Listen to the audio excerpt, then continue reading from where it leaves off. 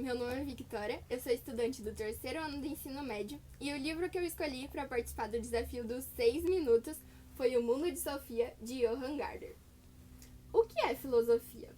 Querida Sofia, muitas pessoas têm hobbies diferentes. Algumas colecionam moedas e selos antigos, outras gostam de trabalhos manuais. Outras ainda dedicam quase todo o seu tempo livre a uma determinada modalidade de esporte. Também há os que gostam de ler.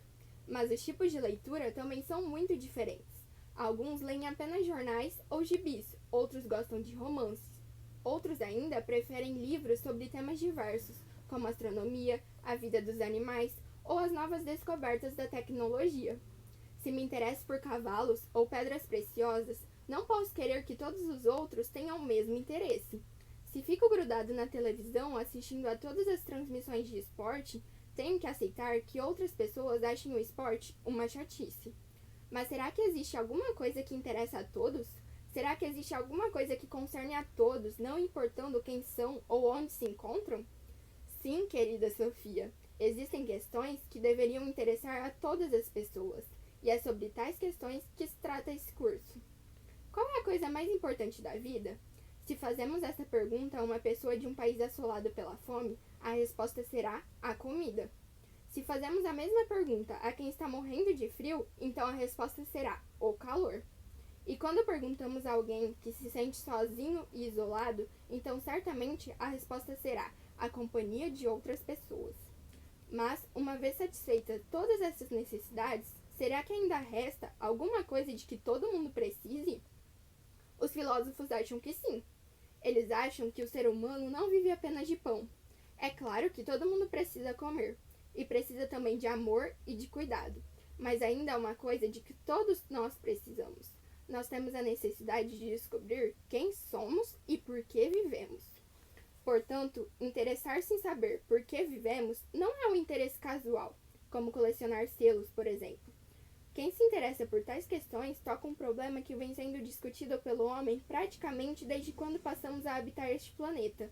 A questão de saber como surgiu o universo, a Terra e a vida por aqui é uma questão maior e mais importante do que saber quem ganhou mais medalhas de ouro nos últimos Jogos Olímpicos.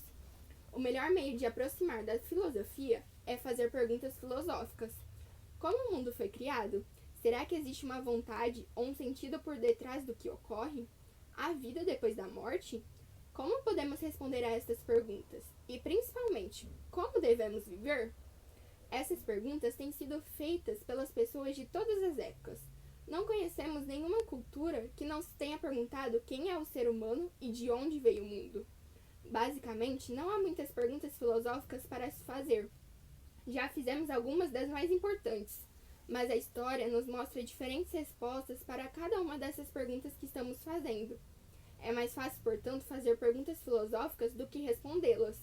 Da mesma forma, hoje em dia, cada um de nós deve encontrar a sua resposta para essas perguntas. Não dá para procurar numa enciclopédia se existe um Deus ou se há vida após a morte. A enciclopédia também não nos diz como devemos viver. Mas a leitura do que outras pessoas pensaram pode nos ser útil quando precisamos construir nossa própria imagem do mundo e da vida. A busca dos filósofos pela verdade pode ser comparada com uma história policial. Alguns acham que Andersen é o criminoso, outros acham que é Nielsen ou Jepsen. Um crime na vida real pode chegar a ser desvendado pela polícia um dia, mas também podemos imaginar que a polícia nunca consiga solucionar determinado caso, embora a solução para ele esteja em algum lugar. Mesmo que seja difícil responder a uma pergunta, isso não significa que ela não tenha uma, e só uma resposta certa. Ou há algum tipo de vida depois da morte, ou não. Muitos dos antigos enigmas foram resolvidos pela ciência ao longo dos anos. Antigamente, um grande enigma era saber como era o lado escuro da Lua. Não era possível chegar a uma resposta apenas através de discussão. A resposta ficava para a imaginação de cada um. Hoje, porém, sabemos exatamente como é o lado escuro da Lua.